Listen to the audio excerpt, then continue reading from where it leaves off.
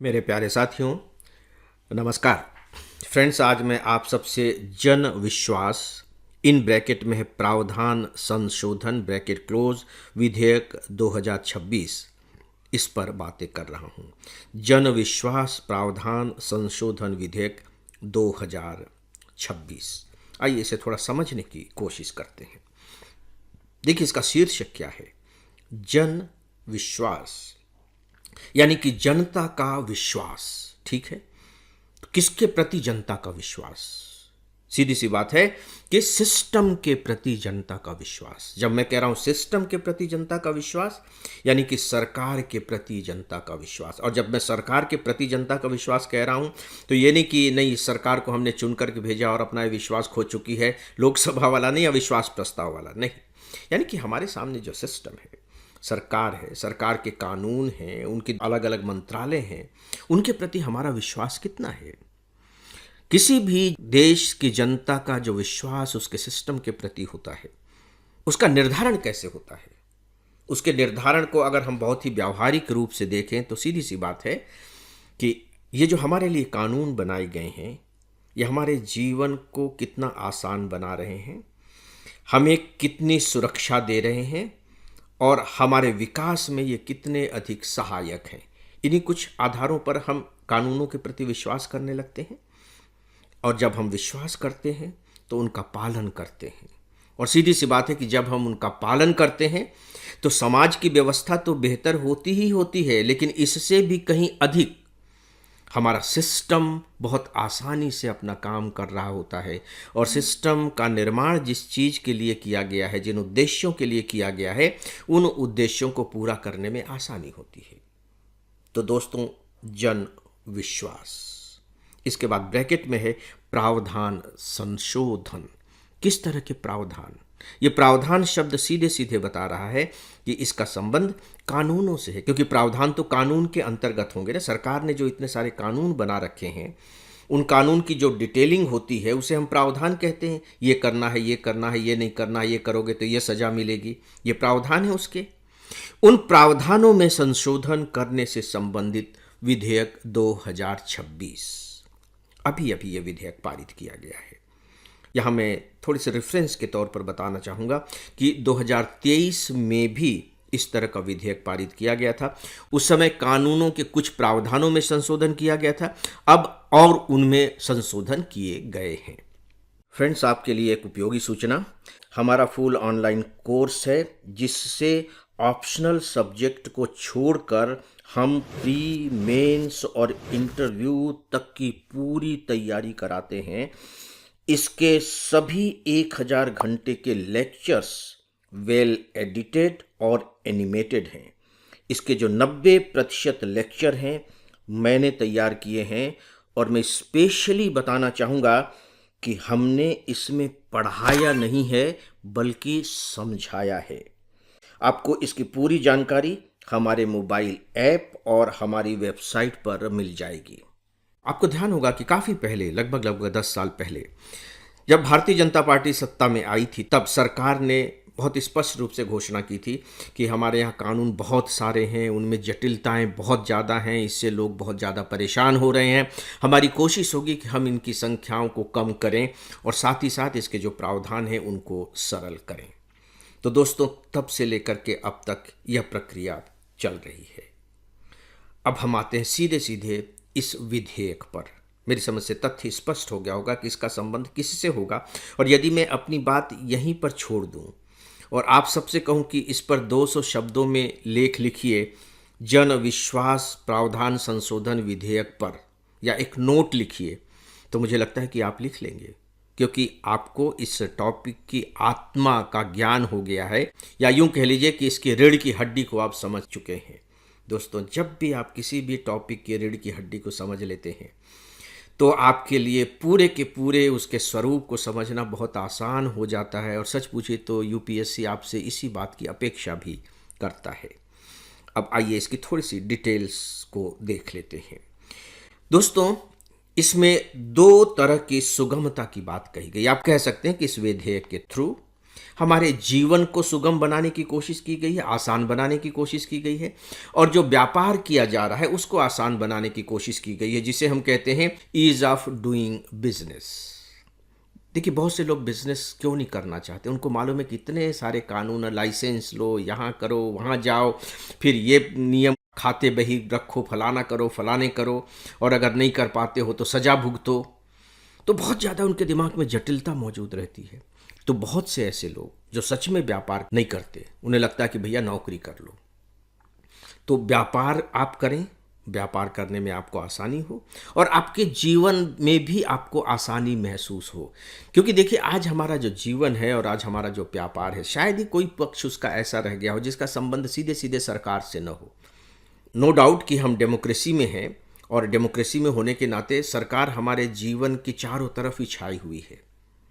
तो ऐसी स्थिति में सरकार पर यह बहुत बड़ा दायित्व आ गया है, कह लीजिए, भले ही आप नैतिक या सामाजिक दायित्व ही से कहें, कि वह हमारे जीवन को सुगम बनाए, आसान बनाए।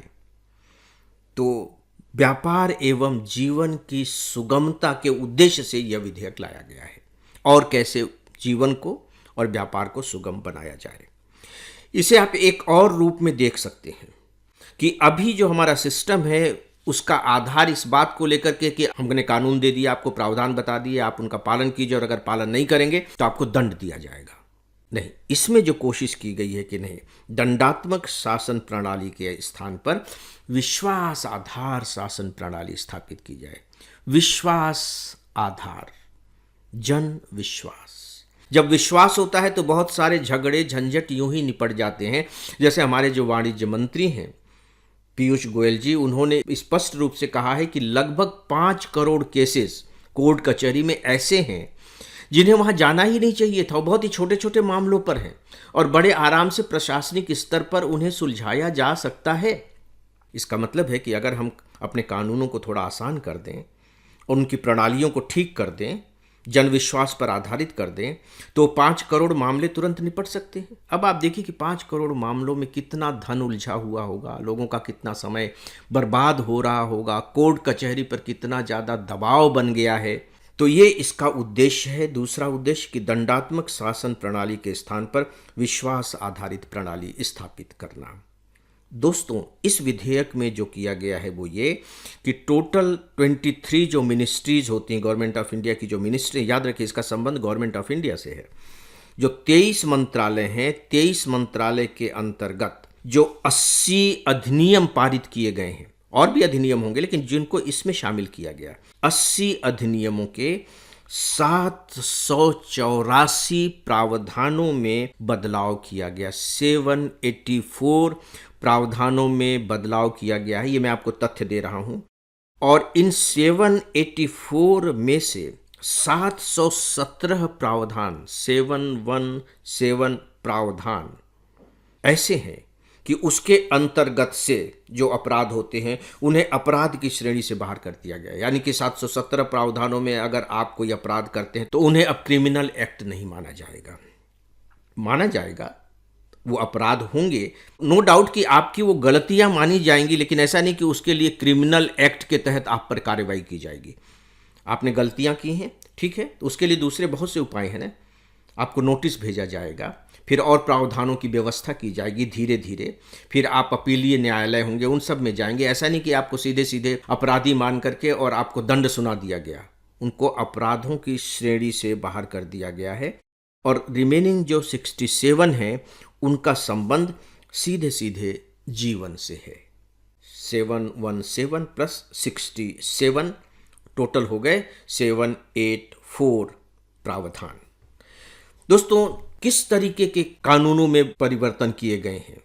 सामान्य तौर पर एक फील देने के लिए मैं आपको बता दूं, जैसे आरबीआई के अधिनियम है, खाद्य सुरक्षा और मानक अधिनियम है, क्योंकि इनका हमारे जीवन से संबंधित है। मोटर वाहन अधिनियम है, रियल एस्टेट से संबंधित है, कोयला खनन से संबंधित है, रेलवे से है, कॉपीराइट से है, पेट्रोलियम से है, ऊर्जा से है।